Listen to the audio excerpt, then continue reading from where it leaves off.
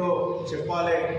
నిజాలు బయటపడేంత వరకు కూడా మేము తప్పకుండా పోరాటం అంతం చేస్తాం. మీ అక్రమ కేసులకు భయపడే స్థాయిలో ఇవాళ హిందువులు లేరు.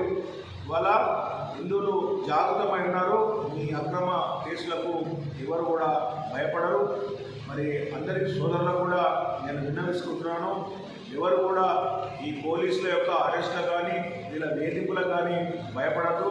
అటువంటి ఘటనలు ఏమన్నా ఇంకా పునరావృతమైతే తప్పకుండా మేము తగిన రీతిలో మేము జవాబు చెప్తాం. మేము కేంద్ర పార్టీకి, కేంద్ర ప్రభుత్వానికి కూడా ఈ విషయాన్ని మేము తీసుకెళ్తూ ఉన్నాం. బండి సంజయ్ కుమార్ గారు స్పందించారు, ఎంపీ రఘునందన్ రావు గారు స్పందించారు. బండి సంజయ్ కుమార్ గారు ఐజీ గారితో చాలా తీవ్రంగా